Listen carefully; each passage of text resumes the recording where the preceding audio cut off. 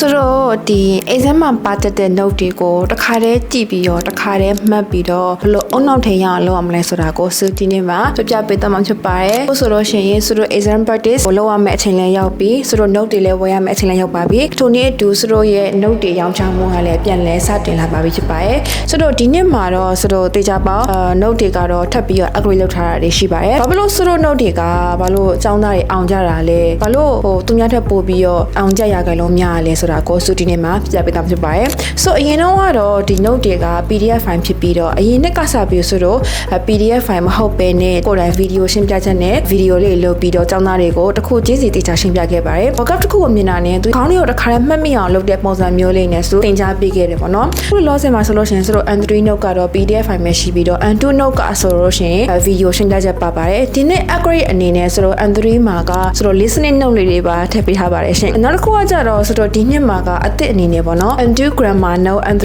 grammar note လေးတွေဆိုတော့ဗီဒီယိုရှင်းပြချက်နဲ့အသစ်ဖွင့်ထားပါတယ်။ N2 grammar note ကတော့စုကိုယ်တိုင်ရှင်းပြတာဖြစ်ပြီးတော့ N3 grammar note ကတော့စံစစ်ဤတင်စာစောရှင်းပြတာဖြစ်ပါတယ်။အဲကြောင့်မလို့ဆိုတော့ရဲ့ဒီ note တွေနဲ့အောင်မြင်ခြင်းနဲ့ဆိုလို့ရှိရင်ဆိုတော့ကိုလာရောက်ဆက်သွယ်မြင်မြန်လို့ရပါတယ်။လာရောက်ဝယ်ယူမယ်ဆိုလို့ရှိရင်တော့အခုချင်းလာရောက်ဝယ်ယူပါ။ note ကပို့ပြီးတော့ကြိုဝယ်ထားလေကောင်းလေပဲပေါ့နော်။အခုချိန်ဝယ်ထားရဲဆိုလို့ရှိရင်မိပါသေးရဲ့ရှင်။အဲဆိုလို့ရှိရင်နောက်ထပ်ဗီဒီယိုမှာပြန်လည်ဆုံတွေ့ပါမယ်ရှင်။